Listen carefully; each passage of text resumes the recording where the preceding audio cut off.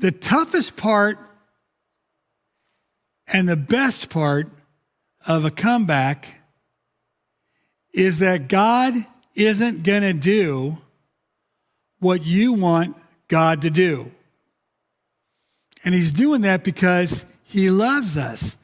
God isn't going to do what we want him to do. And that's because he loves us. So there's a story in this chapter we're going to be working on for tonight. And so kind of goes along the lines of this. The pastor that wrote this series, Louis Giglio, has been living, and this is for Carol's mom, so this is a shout out to Baylor University, which she dearly loves.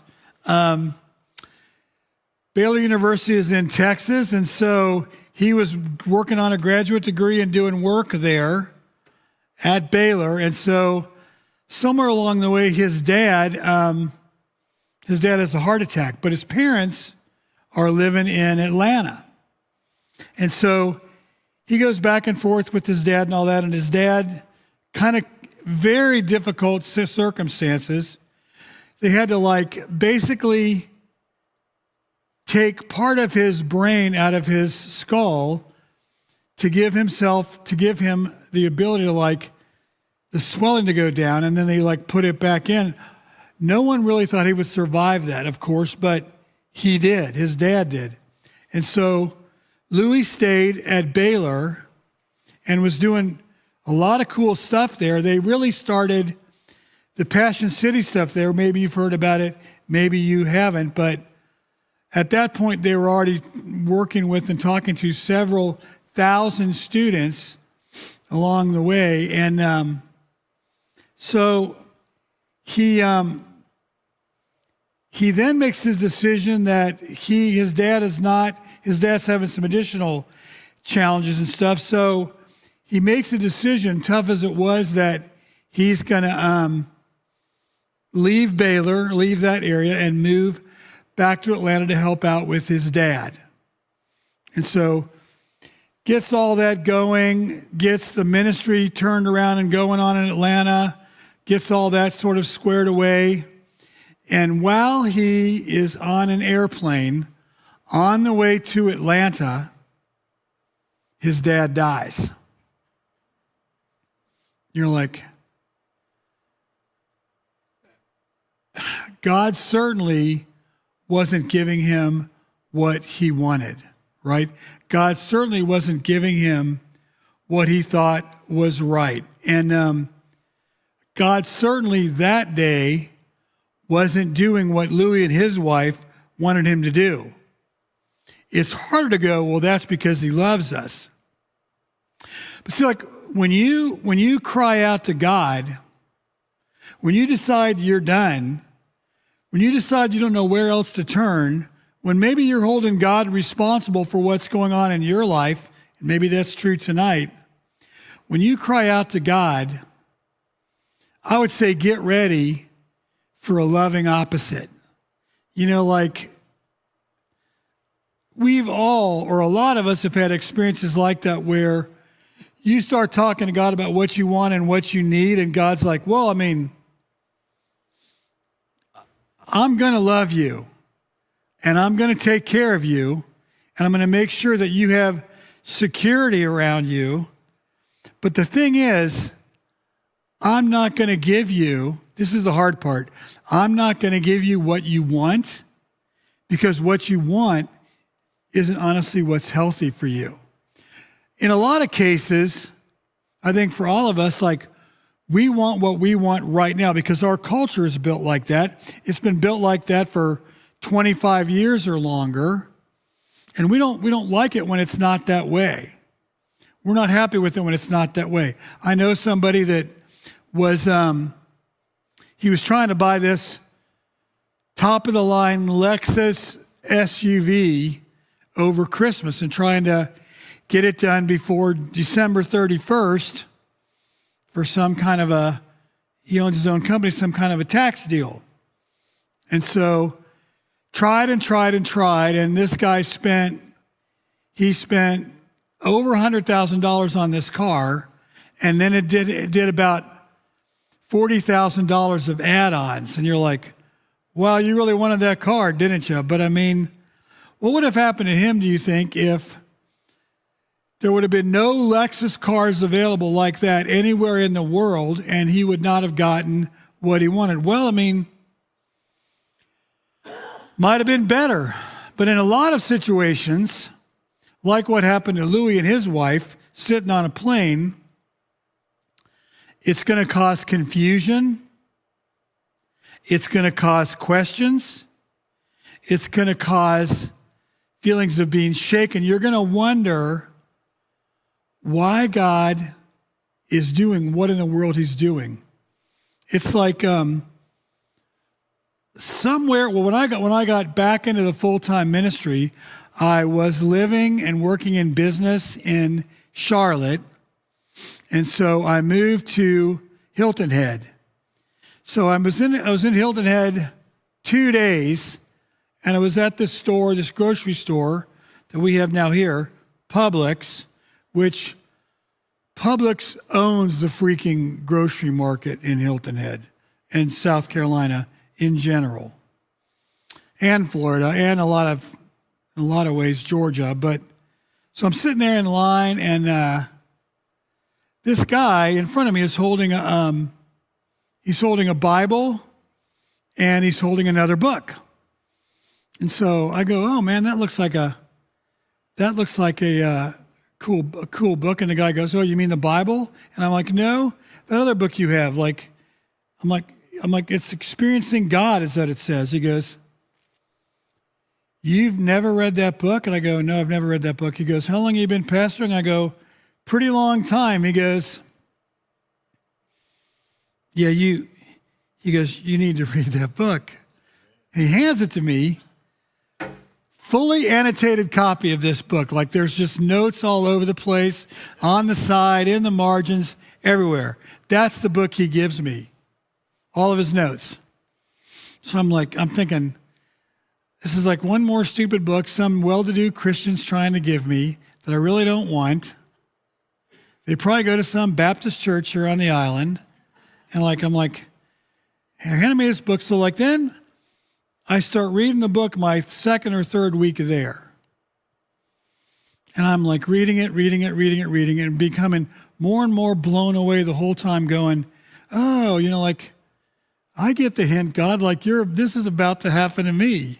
Well, that's when things in my life were going reasonably well. And in my relationship with my wife, her alcoholism was doing okay. I thought it was, quote, under control, whatever that means. And I get to this one chapter and it goes, if you're gonna go where God is working. See, the premise of this book is every single person on the earth has a place to go to join God in where he is working. Are you following that? When we join God in where God is working, that means we give up what we think we ought to be doing for work. We give up what we think our plans ought to be, and we decide that we're going to give it up because where God is working is basically better. All right, so I'll read all that. So he comes up with this one chapter. In this one chapter, he lays it all out. There was third or fourth chapter in the book, and he goes, so here's what's going to happen when you decide that you're going to go where God is working. This applies to your own life just as easily as any kind of a mission that you might be on. So it says, when you decide to join God in his work, which could also be his work for your life, right? When you decide you're going to join God in his work, you're going to experience three things. You're going to experience a crisis of faith. You're going to wonder, where is God in all this? What is God really doing with me? Am I really on the right track with God? Is God really doing the best he can to love me? A crisis of faith. You're going to experience a crisis of belief. Is that the God, if this is what I'm supposed to be following, if this is the God that is writing the script for my life, do I really want to believe in and follow this God? And you're going to experience a crisis of life because if you get to a point of saying yes to the first two about your relationship with God and your belief system, and you're still walking with God, you're going to experience a crisis of life, meaning like the exact same thing that happened to Louis Giglio and his wife. You're on this airplane flying back to Atlanta to take care of your dad, and he dies on the way. You've already given up your job at Baylor. You're not sure how to do the job you've signed on for in Atlanta. You've made it all work, but you're not sure how it's really going to work now. That is a place that is both unbelievably scary, but also unbelievable holy ground. Crisis of faith, crisis of belief, crisis of life. Like, there's a great example of this in the Bible, in the Old Testament. So when God leads the Israelites out of Egypt, they have all those crises: faith, belief, and life. But see, the thing is, you read in the story where they spend, I don't know how many years wandering around in the desert going, what was it, less than 100 miles, right? Less than 100 miles or whatever the number is. It wasn't very many. And the thing was, God does not take the Israelites on a direct route. Because if he takes them on a direct route, the enemy that they weren't prepared for is basically going to overwhelm them, and they're going to walk away from God. And so God decides to take care of them and take them on a different route, a non-direct route, because they weren't ready. And what they needed to do to get ready was to walk around with God. To just walk around with God. Sometimes when we get to a place of not being sure what to do next, it's like you got to finally go. Man, you know what, God? All I can do is take you by the hand. That's all I can really do. I don't know where we're going. I don't know what the plan is. I don't know how I'm going to get there. I probably don't have the resources to get there, which is all the things about that crisis of faith, crisis of belief, crisis of life stuff. It's all there. And you know what, God? Either I'm just going to take you by the hand and follow you, or I'm not. Like, how do you get your head around this understanding of the sovereignty of God? It means, the sovereignty of God means, look it, God isn't in this with you to be just your friend. God isn't in this relationship with you to be just your advisor. God is not in this relationship with you to be just your teacher. He is not in this relationship with you to be just your guide. He is in a relationship with you to be sovereign. What that means is to be able to show you and direct you in where you're going to go next. What step is next? What step is next? What step is next? What step is next? Not so you can release his hand and walk wherever you want once you've gotten some tips about how to do it, but to be able to realize that you need the hand of God, you need the guidance of God, the sovereignty of God, to show you what's healthy for you and where next is. Like, that's, I think, hard for us because we're wired to believe that we're fully independent creatures and no one's going to be sovereign over us. No one's going to be the boss of us. It's like my kids would say, no one's going to be the boss of us. And it's like, yeah, well, it doesn't really matter if there's any other human being that's the boss of you, but it really matters that God is able to do that in your life. If God's not able to do that in your life, if you keep using God as an advisor, if you keep using God as just a friend, if you keep using God as just a guide, and you never begin to understand what it means for God to be sovereign, you're just going to miss a lot. I mean, like, the sovereignty of God is so expansive. It's not really that God just needs to boss us around. The image of it is, do you know my image of where I think God is the most sovereign? I see God as being the most sovereign when he stretched out the arms of his son on a cross, and he hung there for several hours, and he died that unbelievably difficult death, and he ministered to the people that were sitting there beside him, and he basically did all of that for you and all of that for me.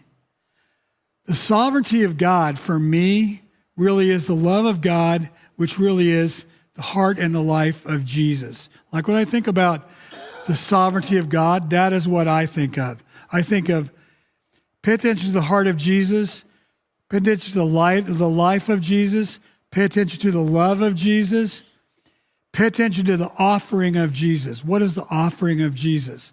That is the sovereignty of God. Not something we ought to be afraid of, not something that's going to cause shame in us, not something that's going to make us feel dumb. It's exactly the opposite, really. And so one of my questions for tonight is, and I don't know where you are tonight, but my question would be, would you be willing to step into a place with God where you let go of your future as you imagined it? Would you be willing to get to a place with God where you let go of your future as you imagined it? Well, if the answer to that is yes, I think God gives us some ideas about how to do that. If the answer is no, well then my thing will be keep coming back, and I'm going to pray that someday that understanding of the loving sovereignty of God is going to start to make sense to you. But if you're willing to let go of your future with God as you imagine it, let's talk about this. First piece of that would mean that we would trust in the Lord, trust in God, and that would mean that we would be working to do what the heart of God does, what the heart of Jesus directs us to, and that would mean we'd be like, we're willing to actually do everything we can, to all the people that we can, to do good. Trust in the Lord and do good. Second piece, dwell on the land.